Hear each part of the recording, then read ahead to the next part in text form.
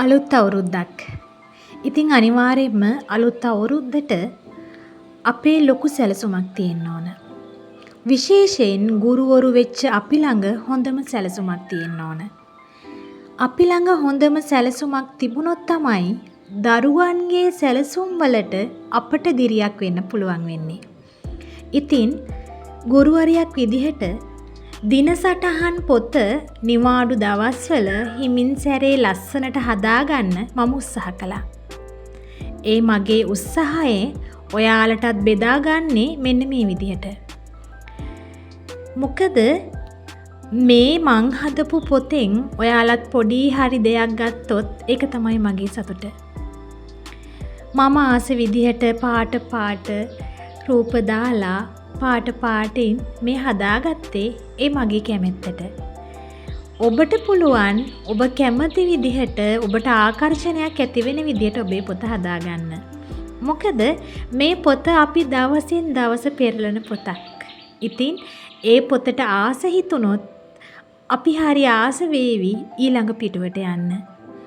දිනසටහන අපි අවංකවම ලියාගෙන යනවනම් ඇත්තටම එදා දවස අපි හරිම සාර්ථකයි.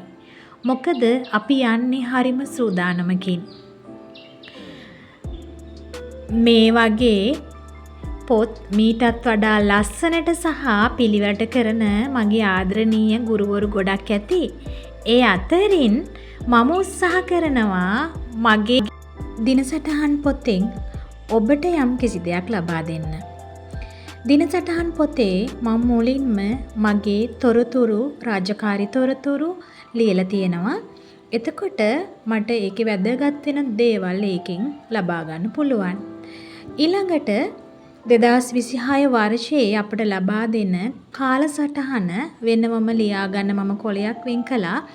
එතකොට මට පැහැදිලිවම මගේ කාලසටහන බලා ගන්න පුළුවන් වෙලාවත් එක්කම අපිට ලබා දෙන කොලයට අමතරව වෙනම මම ලියා ගන්න පිටුවක් වෙන් කළා.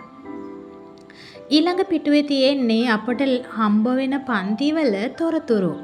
ගැහැණු ළමයි කී දෙනාද, පිරිමි ළමයි කී දෙනෙක්ද, සම්පූර්ණ ගාන කීයද සහ ඒ පන්ති භාර ගුරුවරුන්ගේ නම් සහ ටෙලිෆෝන් නම්බර්ස් මම ඒක ලියා ගන්නවා. මොකද මම උගන්වන පන්තිවලේ තොරතුරු මට ගොඩක් වැදගත් වෙන නිසා. ඊළඟට මම ලියලා තියෙන්නේ මම නිවාඩු ගන්න දවස්. මම ගත්තේ මොන නිවාඩුද? ඇයි මම නිවාඩු ගත්තේ? ඒ වගේම මම නිවාඩු ඉල්ලුම් පත්‍රේ බාර දුන්නේ කවද්ද වගේ තොරතුරු ඒකේ මම ලියා ගන්නවා. ඊට පස්සේ තමයි මම දිනසටහනට අවශ්‍ය කරුණු ටික ලියලා තියෙන්නේ.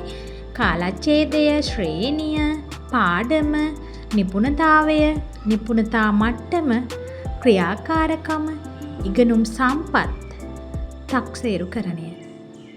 වෙනත් සඳහත් මම පොඩි කොටුවක් ඇතෑරියා. ඒ අතරේ මේ හැම පිටුවකටම මම පොඩි වදනක් යොදලා තියෙනවා. ඒකට හේතුව තමයි දවසින් දවස එතකොට ඒ ධනාත්මක සිතුවිලිත් මගේ ජීවිතයට වැදගත් වෙන නිසා. අධ්‍යාපනය, වෘත්තිය, අවංක බව වගේ ලස්සන වදන් ගොන්නක් මේ හැම පිටුවකම පිරලා තියෙනවා.